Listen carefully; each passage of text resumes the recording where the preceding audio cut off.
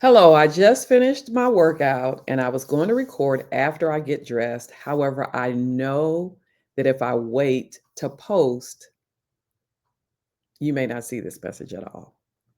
And if you're like me, when I say that I may post later, it really means I may not post at all. So I've decided that I'm going to go ahead and post now because my perfectionist says, Chandra, get dressed so that you look perfect and have everything together. But to shatter my perfectionist glass ceiling today, I'm going to just post now and be like Frozen and let that part go. I know that if I get dressed, I'm going to be out the door, heading to work, getting my day started. And I really want to do what I promised to do a couple of weeks ago and start the short post about how to shatter your glass ceiling. So today we're going to kick off day one. My goal is to post something every day in the month of November just to encourage you different ways to shatter your glass ceiling as we look a little deeper at Naomi and Ruth. So if you're a perfectionist, let it go and let's go. Let it go and let's go. Today's topic is when famine hits. You ever had a season where everything that used to work just stopped? Just stopped. The money slowed down, the favor faded. It's been my year, I'll tell y'all. The confidence disappeared, and suddenly you're wondering, God, what in the world is going on? What happened? That's what Naomi faced.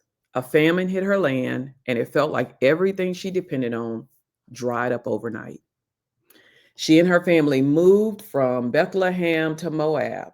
And here's what I've learned in this: famine doesn't mean failure, it means shift. God allows famine to reveal where our faith really lies. When He closes one door of provision, it's not to punish us, it's to pull us closer, it's to push us further. It really sometimes may mean that we have to pause and ask God, what is going on? How are we going to do this? What is this going to look like? And I will tell you what I've told people over and over. 2025 has been a year unlike any other for many reasons. But for me personally, in my business, as someone who serves nonprofits, 80% of my clients are nonprofits. It really has been a year of pause. But here's the thing about this, and I'm going to get back to Naomi, but I got to let you all hear this. For 2 years, God has been talking to me about pivoting, and that's really where I'm going. He really has been telling me, Chandra, I've got a promise for you, but I need you to prepare to pivot. So, as hard as this year has been, and this year has been harder than it was for me when I was, wow, it's been 2 years ago, diagnosed with breast cancer for the second time. This year was harder than that. This year has been unlike any other. And so I would say to you, pause as you prepare to pivot to hear what promise God has for you. Now, let me get back to Naomi. Let me get back to Naomi because we'll be here all day. So, Naomi had to leave the place she called home. And some of y'all need to leave some places. And maybe you're in that space too. Like, it's time for a change.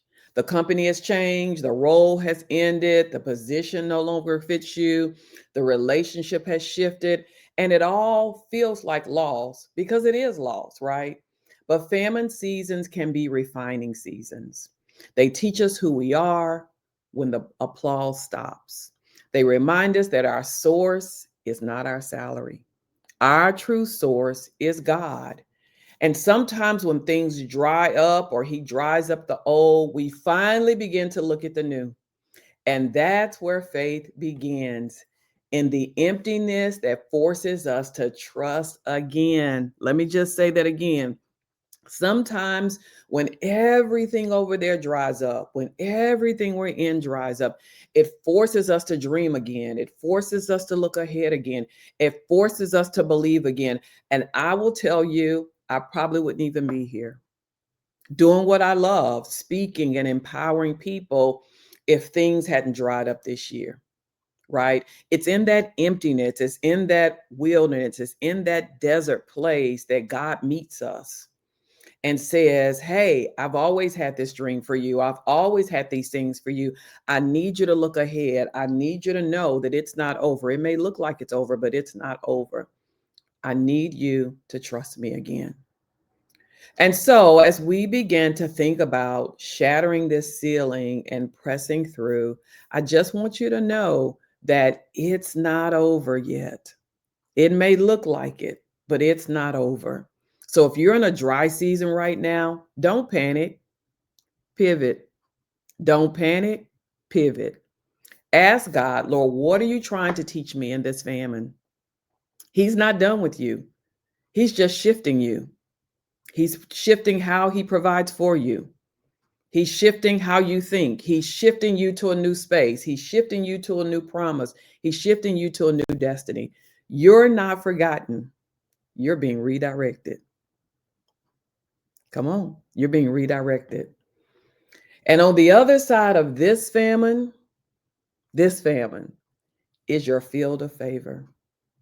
On the other side, there's so much more that God has for you. So I just want to say a short prayer. Lord, bless whoever's listening to this video today.